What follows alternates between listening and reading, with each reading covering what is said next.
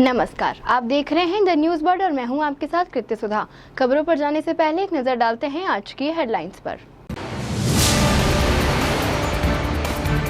युद्ध के हालात के बीच जोधपुर में पूरी रात रहा ब्लैकआउट। आगामी आदेश तक विद्यालयों में अवकाश घोषित किया गया।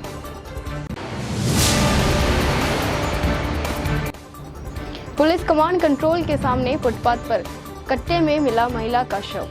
पुलिस जुटी मामले की जांच में।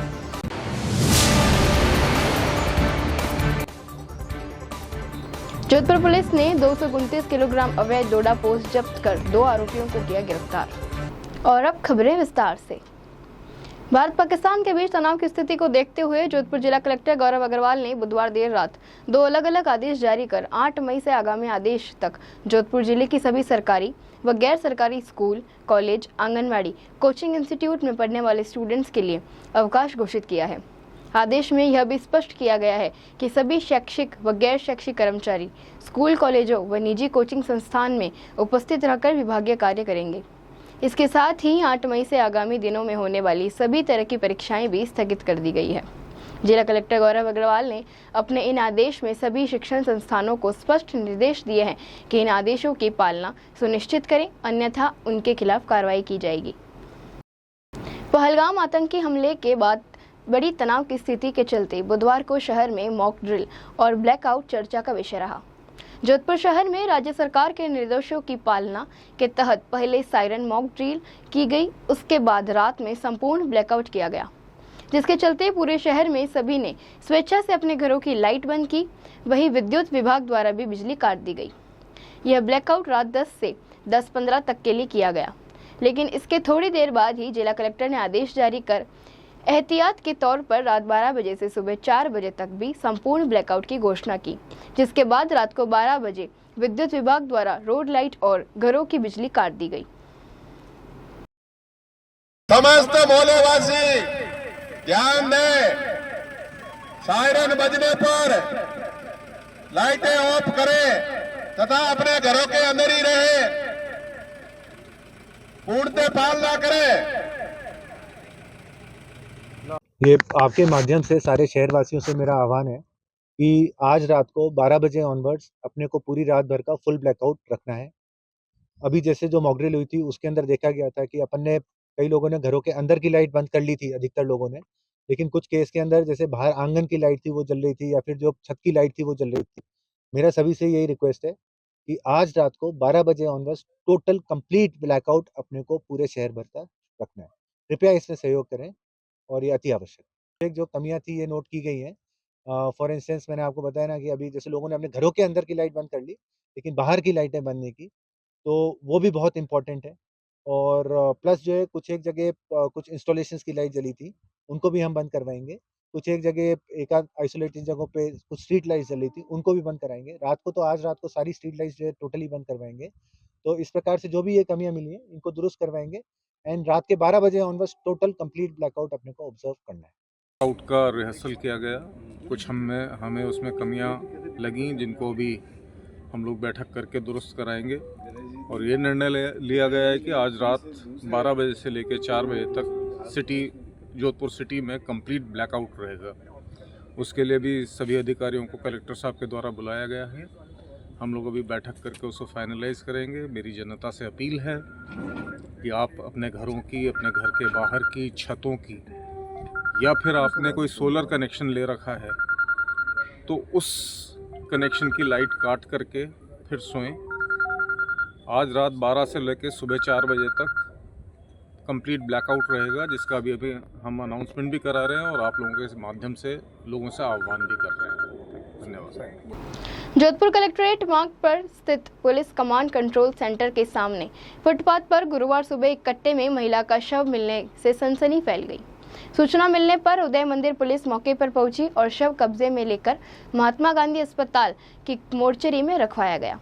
प्रारंभिक जांच से यह शव किसी खानाबदोश महिला का लग रहा है। फिलहाल इसकी शिनाख्त नहीं हो पाई है। उदय मंदिर पुलिस ने बताया कि करीब 8:30 बजे सूचना मिली थी कि पुलिस कमांड कंट्रोल सेंटर के सामने फुटपाथ पर एक कट्टे में शव पड़ा है। इस पर चेतक टीम को मौके पर भेजा गया। प्रारंभिक पड़ताल करने पर सामने आया कि करीब 40 वर्षीय महिला का शव इस कट्टे में है। इसके हाथ पैर बंधे थे। इस फुटपाथ पर ही कुछ दूरी पर काफी खानाबदोश रात को यहीं पर सोते रहते हैं। पुलिस आशंका जता रही है कि रात को ब्लैकआउट के दौरान ही कोई कट्टा यहां फेंक कर चला गया। पुलिस की टीम क्षेत्र में रात को फुटपाथ पर सोने वाले खानाबदोशों से पूछताछ कर उसकी शिनाख्त के प्रयास कर रही है। सर, हमें 8:30 बजे सूचना मिली चेता गेट को कि आप कमांड कंट्रोल के सामने गोलाई पे एक कट्टे में कुछ शायद बॉडी टाइप लग रहा है। तो हमने यहाँ आके चेक किया तो एक महिला का शव है इसके अंदर, और लगभग रात को ये डाला हुआ है, पता नहीं कितने बजे, और खानाबदोश ही लग रहे हैं अभी तक तो। और आगे की जब क्या प्रक्रिया रहती है श्रीमान ऐसे साहब बता रहे हैं, उसके बाद जोधपुर जिला ग्रामीण की विशेष टीम और चौपासनी थाना पुलिस ने अवैध मादक पदार्थ तस्कर के खिलाफ संयुक्त कार्रवाई को अंजाम दिया। पुलिस ने संयुक्त कार्रवाई करते हुए एक इनोवा गाड़ी में अवैध रूप से परिवहन हो रहे 229 किलोग्राम डोडा पोस्त जब्त कर 2 आरोपियों को गिरफ्तार किया है। जब्त किए गए डोडा पोस्त की अनुमानित कीमत 35 लाख रुपए बताई जा रही है। पुलिस को मुखबिर के जरिए सूचना मिली कि एक इनोवा गाड़ी जिसमें अवैध मादक पदार्थ की तस्करी की जा रही है वह सप्लाई के लिए जोधपुर की तरफ आ रही है, जिसके बाद पुलिस ने गाड़ी को रुकवा उसकी तलाशी ली, जिसमें से 229 किलोग्राम डोडा पोस्त जब्त कर 2 युवकों प्रेम और सुभाष को गिरफ्तार किया गया। पहलगाम में हुए आतंकी हमले के जवाब में भारतीय सेना द्वारा ऑपरेशन सिंदूर के तहत आतंकियों के ठिकानों पर की गई सफल एयर स्ट्राइक का अखिल भारतीय विद्यार्थी परिषद जय नारायण व्यास विश्वविद्यालय इकाई द्वारा जोरदार स्वागत किया गया। एबीवीपी कार्यकर्ताओं ने विश्वविद्यालय परिसर स्थित जसवंत छात्रावास के समक्ष एकत्रित होकर आतिशबाजी की। राष्ट्रवादी नारों के माध्यम से भारतीय सेना के साहसिक एवं निर्णायक कार्रवाई का अभिनंदन किया। एबीवीपी जेएनयू इकाई अध्यक्ष दिलीप राजपुरोहित ने इस अवसर पर कहा कि देश की सुरक्षा और संप्रभुता के लिए हर युवा को सेना और देश के समर्थन में खड़ा होना चाहिए। परिषद ने भारतीय सेना के शौर्य को सलाम करते हुए ये संदेश दिया कि राष्ट्रीय विरोधी गतिविधियों का करारा जवाब समय पर दिया जाएगा।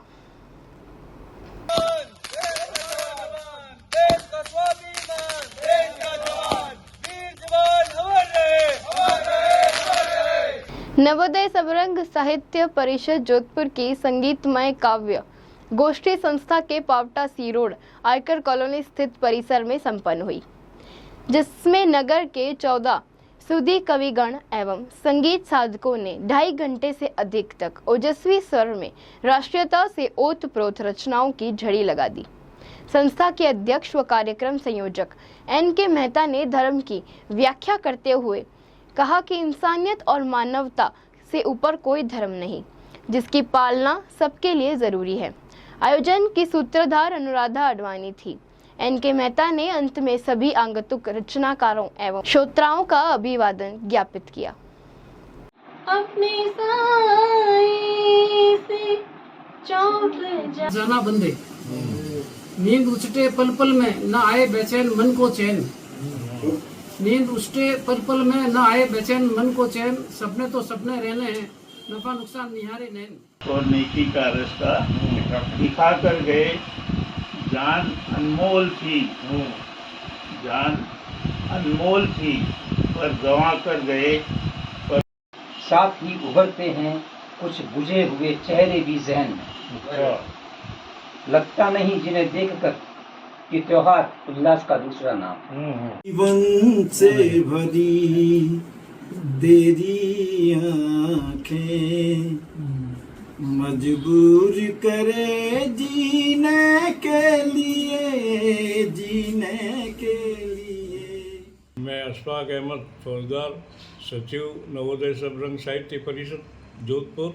मैं अपनी बात एक शेर से शुरू करता हूँ कि हम अदीब किसी को क्या दे सकते हैं, हम अदीब किसी को क्या दे सकते हैं, कोई चाहे तो हमसे जीने की अदा ले जाए। हम सरे राह लिए बैठे एक चिंगारी, कोई चाहे तो अपने चरागों को जला ले जाए।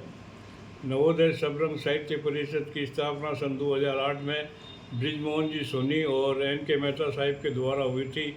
एन.के. मेहता साहिब वर्तमान में हमारे अध्यक्ष हैं और ये बहुमुखी प्रतिभा के धनी हैं, शिक्षाविद हैं, चिंतक के अच्छे लेखक हैं, व्यंगकार हैं, नाटककार हैं।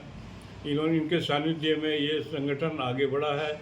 और आज जो गोष्ठी हो रही है वो हमारे जयपुर से आए दोस्त जनाब शैलेंद्र जी डड्डा साहब के मान सम्मान में रखी है, जो अच्छे चिंतक कवि हैं। और इसकी जो मेज़बानी हो रही है आज की जो गोष्ठी की, वो अडवाणी दंपत्ति के द्वारा हो रही है, मतलब अनुराधा जी अडवाणी और नरेंद्र कुमार जी अडवाणी के द्वारा। और मैं अपनी बात, और आज जो भी कविताएं हमारी सुनाई गई है वो देश प्रेम विषय रखा गया था। सूर्यनगरी में गुरुवार सुबह से ही मौसम के अलग अलग रंग देखने को मिले।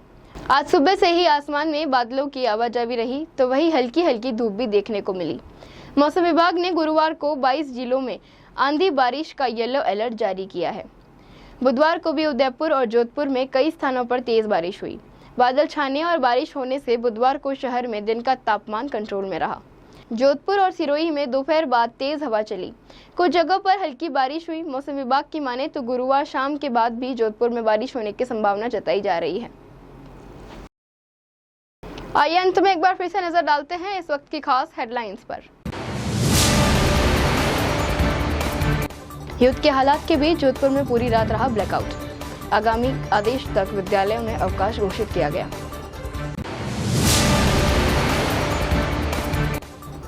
पुलिस कमांड कंट्रोल के सामने फुटपाथ पर कट्टे में मिला महिला का शव।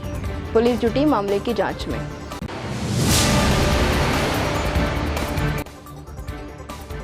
जोधपुर पुलिस ने 229 किलोग्राम अवैध डोडा पोस्ट जब्त कर 2 आरोपियों को किया गिरफ्तार। अभी के लिए फिलहाल इतना ही। राज्य की और बड़ी खबरें जानने के लिए देखते रहिए द न्यूज़ बर्ड। नमस्कार।